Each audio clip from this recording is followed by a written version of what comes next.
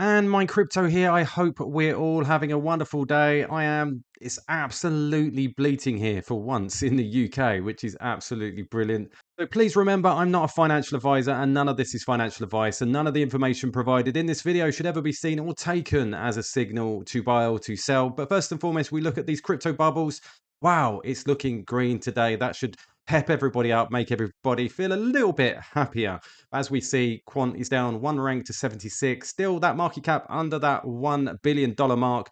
Current price, $75.77. 24-hour volume still pretty low at $12.31 million. Currently 0.8% up in the hour and up 1.9% in the day. Still down 0.6% in the week and down 28.4% in the year. But remember, again, this does not bother me. I'm here for the long term. I see the benefits of the technology that is coming. But we look at the quant exchange reserves. As we can see on spot exchanges at the moment, we can see it's not changed much. 258,000 quant still on spot. And if we check the overall exchanges, including the derivatives, we can see it's still below that 1.6 million. So 1.539 million.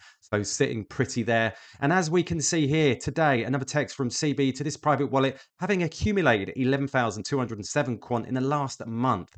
And as we can see, it's valued at $850,000 at the moment. Today's text from CB to private wallet of 1,099. Some will say that's small, but if you calculate that over the month, we're seeing some quite big inflows there. No outflows, only holds quant, and we speculate that this could be another license lockup wallet.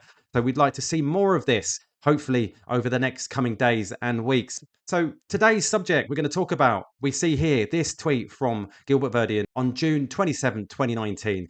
He says, it's official, International Patent Application Number PCT EP 2018-082832 is published. We spent all of 2017 with Paolo Tasca and UCL CBT to get this milestone. Big thank you. Now, this is what you want to see. This is what's been happening. I believe a lot of what's going on right now, why we're not hearing from the team, is because they just get on with it. They work. It's not about the hype. They are actually doing real world things, which is what you want to see.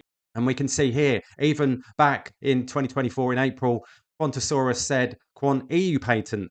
The first patent to be granted was our Japanese patent, and we've just been granted the US patent and the EU patent. And we can see here, this was an article with Helen Kemet, who just happens to be the general counsel at Quant, and talking about growing the patents portfolio and her appreciation for the dedicated outside counsel. And what we're interested in is this. She was asked the question, do you believe developing a patent portfolio is crucial for success in the financial and technology sector? She says, it is interesting because I can think of tech companies that have been very, very successful without a single patent.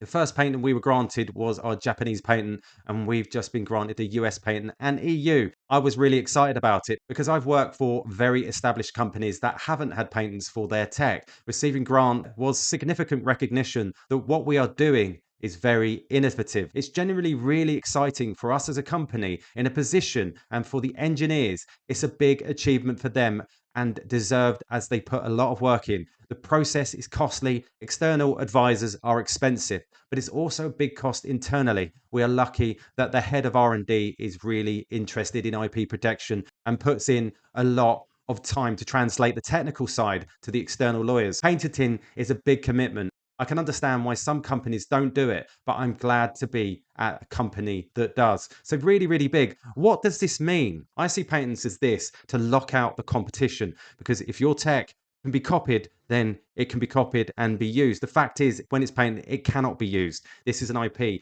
It's protected. So they are closing the market. So other technology cannot compete, which is really, really important. We see this, and this is what this is all about. We see this from Greg Lund breaking quant patent to be granted in China. This is huge. This was the final application Quant was waiting on after receiving grants in the US, Japan, and 38 EU countries over the last year.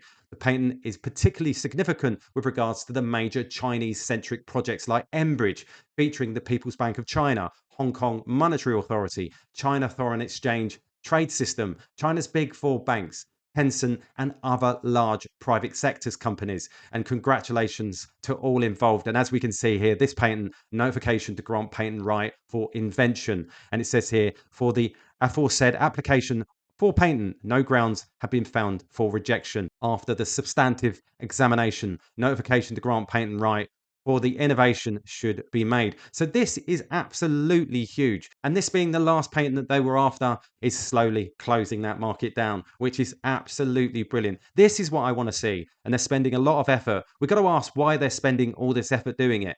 I think I know why. And I think it is that they are closing the market down. So they are closing the space in so that they can take control. That's exactly what you want to see a project doing and working hard in the background.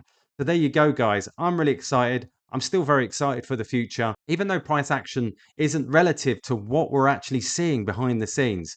But one day I'm hopeful that we will see Quant Network everywhere. So there you go, guys. All the best, and I'll catch you later.